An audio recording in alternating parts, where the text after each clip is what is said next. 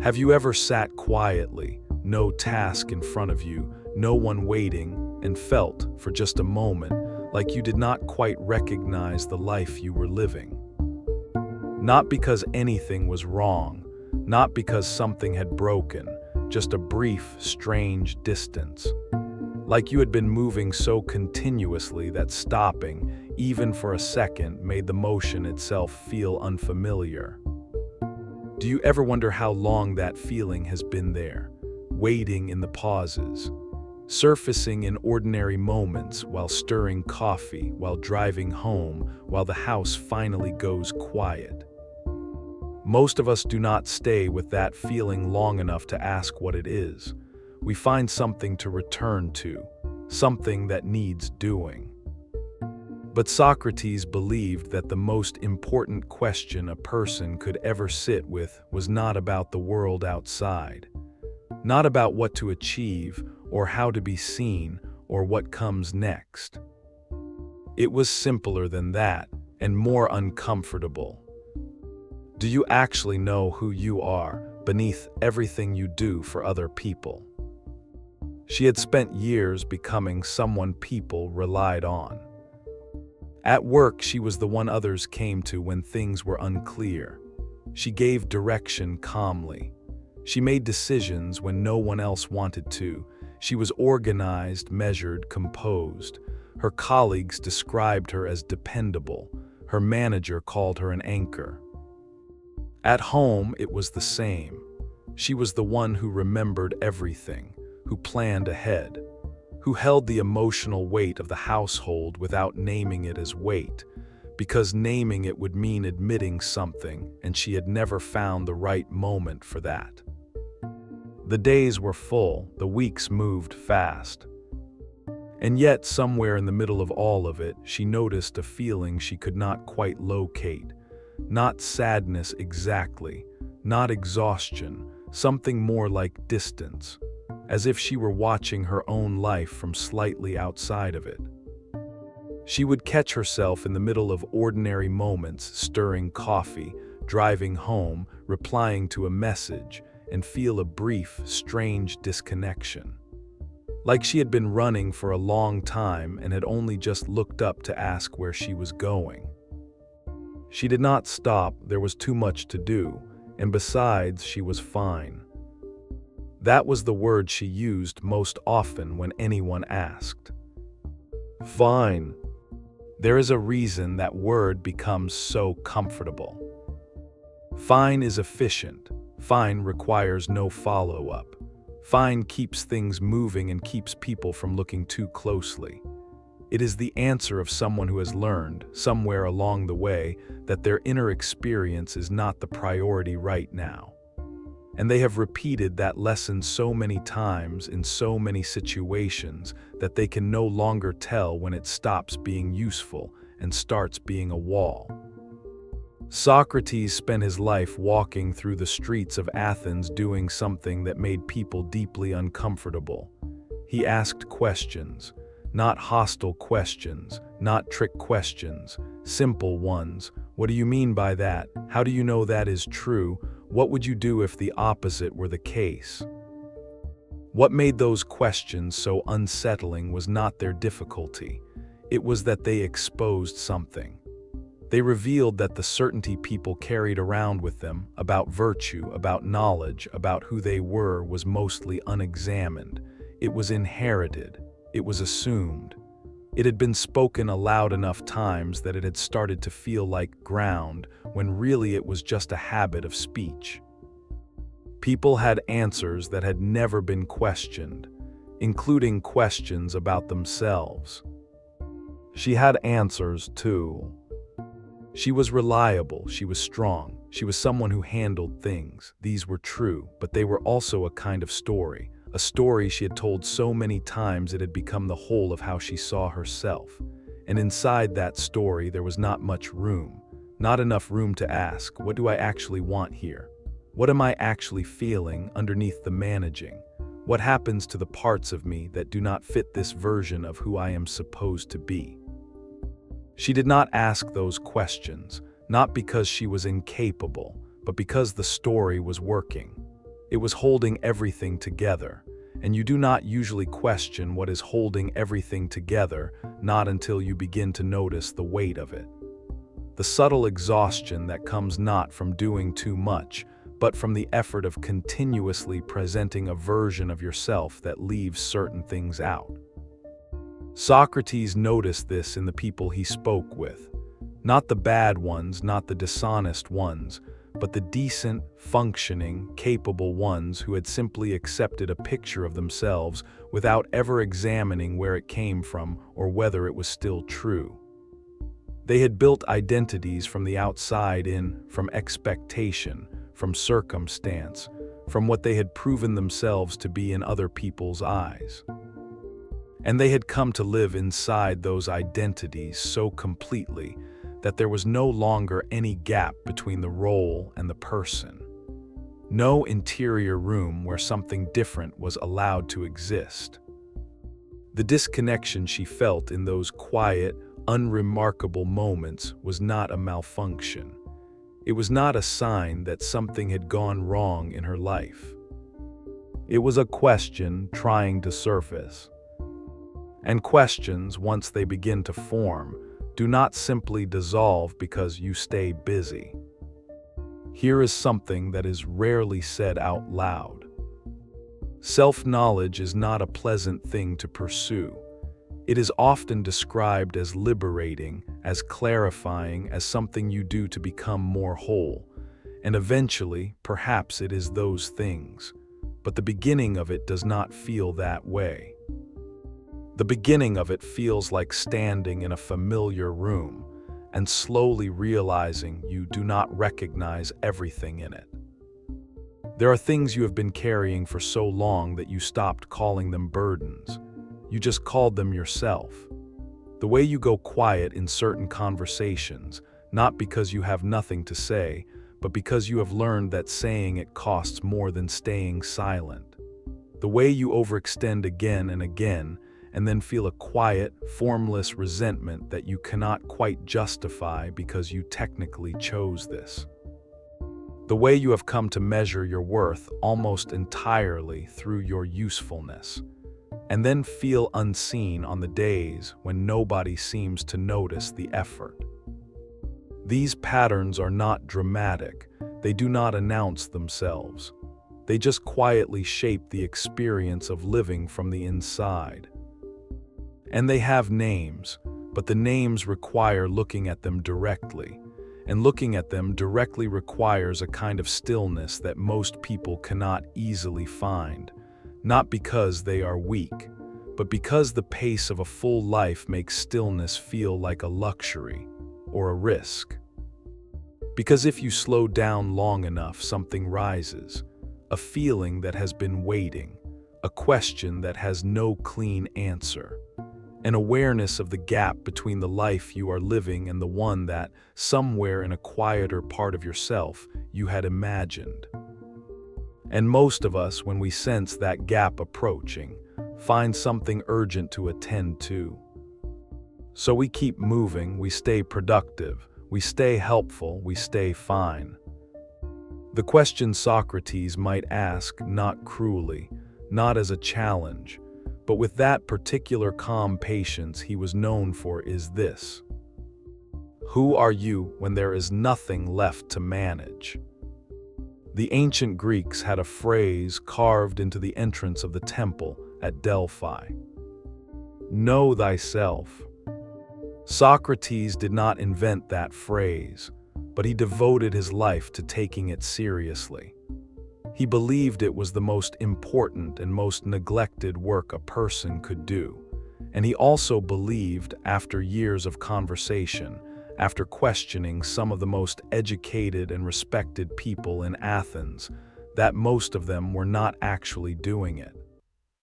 Not because they lacked intelligence, not because they were dishonest people, but because they had confused the appearance of a self with the actual experience of one. They had a character, a reputation, a role, and they had come to believe that these things were the same as knowing themselves. That being known by others was the same as knowing yourself from within. She had constructed something solid, a version of herself that worked, that delivered, that showed up consistently. And there is real dignity in that. Building a reliable life is not a small thing. Showing up for people takes something genuine. But Socrates would have noticed, and she was beginning to notice it herself, that the structure she had built was almost entirely facing outward.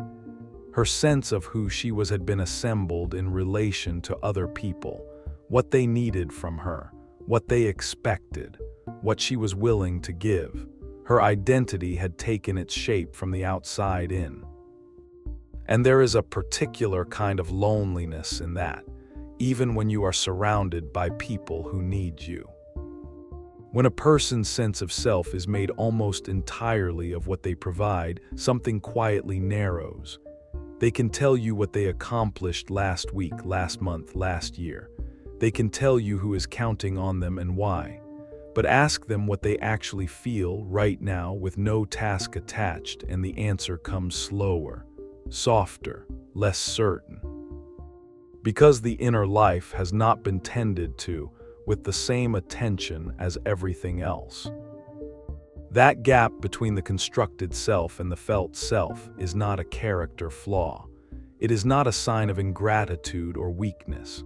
It is something that happens gradually over years when a person's attention keeps moving outward. When the needs of the day are always louder than the quiet interior. When introspection starts to feel indulgent or unnecessary or simply too inconvenient to schedule between everything else. And the longer it goes unexamined, the wider it quietly grows, not loudly, not through any single dramatic deterioration, just gradually, the way a room accumulates dust when nobody opens the windows. Socrates was not asking people to abandon their lives or retreat from the world. He was not suggesting that self-examination was superior to action. What he believed was that a life lived entirely outward, entirely in motion, entirely in relation to others' needs and the demands in front of you was a life being lived on the surface of something. And that underneath that surface, there was always more.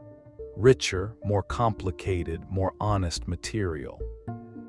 The kind that does not fit neatly into an identity assembled for function. What he understood, and what she was beginning to sense in those brief, unguarded moments, is that this gap does not close on its own.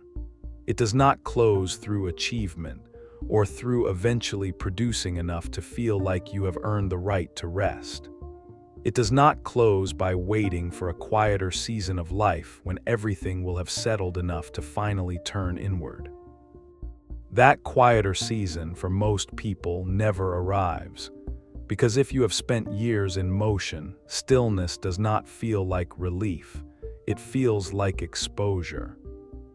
The only movement toward it is honest looking, not performance, not self-improvement as another project to complete and measure yourself against. Just a quiet, honest practice of allowing yourself to actually feel what is present without explanation, without apology, without immediately organizing it into something useful. Just looking without needing to immediately fix what you find. There is something Socrates said that has stayed alive for over 2,000 years. The unexamined life is not worth living. It is one of the most quoted lines in all of philosophy. And because it has been quoted so many times in so many different contexts, it has started to sound almost decorative. A thing people say when they want to sound thoughtful. A phrase that has been smoothed out by overuse until it feels more comfortable than it should. But heard again, for the first time, it carries a weight. It is not an accusation. It is not a verdict against people who are too busy or too tired or too overwhelmed to sit down and philosophize. Socrates had no interest in condemning ordinary people for living ordinary lives. What he meant was something quieter than that. An observation about what happens to a life when the person living it never turns inward with honesty. Not the dramatic inward, not the crisis inward where something finally breaks open and you are forced to look at what you have been avoiding. That kind of reckoning happens to people. It is real, but it is not what he meant. He meant the quiet inward, the small, steady, sometimes uncomfortable practice of asking, what is actually happening inside me right now, not what should be happening, not what I will say is happening when someone asks, what is actually there. She began to understand this not through a single moment of clarity, but through a slow accumulation of smaller ones. The feeling after a difficult conversation that she had said what was expected rather than what was true, and the faint unease that followed.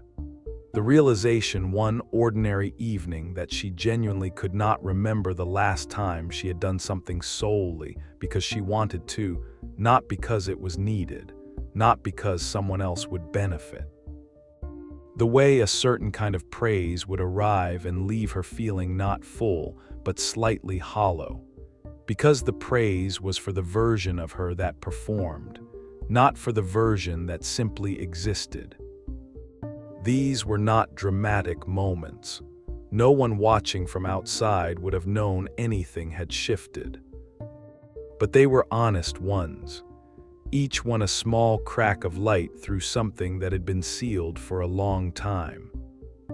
And in their quiet way, they were asking her to pause, not to act, not to change everything, just to sit with herself long enough to hear what had been trying to surface. Wisdom in the Socratic sense does not arrive as an answer. It arrives as a willingness to keep asking. Socrates spent his life telling people he was not wise. He meant it. He said that if he had any wisdom at all, it was only because he knew the limits of what he knew. He was not performing humility. He was describing a practice, a deliberate refusal to settle into the comfort of believing he had fully understood something. Because the moment you stop questioning your understanding of something, you stop actually engaging with it. You are just carrying a fixed picture of it. This is true of ideas. It is even more true of the self. When she stopped defending the story, when she allowed herself in small moments to simply not know, something shifted. Not dramatically, not all at once. But the distance began to narrow. The gap between the version of herself she had been performing and the version that actually lived inside her started to feel less like a chasm and more like something she could gently cross. What she found there was not a revelation. There was no single answer waiting for her. What she found was more like texture. The awareness that she had been genuinely tired for longer than she had admitted. That some of the things she said yes to had not felt like choices for years. That there were desires she had learned to dismiss so quickly before they could become inconvenient, before they could complicate things, that she had forgotten they were still there. None of this required her to dismantle her life, nothing so drastic. It just required her to stop pretending, at least to herself, that everything inside was also fine. That is what the examined life actually offers, not a new identity, not a corrected or improved version of yourself, not a set of realizations that transform everything overnight, just a truer and more honest relationship with the self you already are. One where the inner experience is not the last thing to be attended to. Where the question of what you actually feel and need is not permanently deferred until things settle down. Socrates believed that most human suffering, the quiet, chronic, unnameable kind, comes not from what happens to us from the outside, but from the distance between who we actually are and the version of ourselves we have been trained or trained ourselves to present. That distance accumulates. It becomes the disconnection that arrives in unguarded moments while stirring coffee, while driving home, while the rest of the house is finally quiet. It does not close through effort or willpower or accumulating more achievements or finally earning a rest you are not sure you would even know how to take. It closes through honesty, the quiet, unhurried, non-performative kind. The kind that asks, what am I actually carrying right now? What have I been calling strength that might actually be avoidance? What would I have to sit with if I stopped moving long enough to feel it? These questions are not a project. They are not something to get through and check off. They live in the pauses, in the unscheduled silences, in the moments when you resist the pull to fill the space with something productive. And what Socrates believed, what he staked his entire life on, is that the person who is willing to sit with those questions without needing them to resolve quickly is already doing something important. Something that most people, in the relentless forward motion of a functional life, never quite manage. Not because they lack the capacity, but because nobody ever told them that this too is a form of work. That the quiet, uncomfortable practice of honest self-examination is not a retreat from life, but a way of actually inhabiting it, fully, with less performance and more presence. She did not have a breakthrough. She did not arrive at some clear understanding that changed everything. What she had instead was a slightly different relationship with her own interior, a small willingness to let questions remain open instead of immediately managing them into answers. And that, in the Socratic sense, was the beginning of something. They just need to be allowed. The first step to wisdom is not learning something new. It is being willing to be uncertain about something you were sure of, especially something about yourself. There is a particular kind of courage in that, quieter than the courage people tend to celebrate. It does not look like anything from the outside. It does not produce anything immediately. It simply stays present with what is uncomfortable long enough to understand it. Socrates spent his life being that kind of uncomfortable. Not because he enjoyed it, but because he believed it was the only honest way to live. You do not have to know yourself all at once.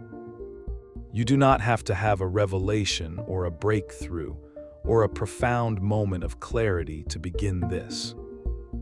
All it takes is a small pause, a willingness to notice what is actually happening inside you without immediately explaining it away or labeling it or making it useful to someone else. The disconnection you feel sometimes, that faint distance between yourself and your own life, is not a sign that something is wrong with you. It is a sign that you are capable of more honesty than you have been allowing yourself. And honesty, the kind that starts from within, is where wisdom has always begun. Not in knowing more, in finally being willing to look.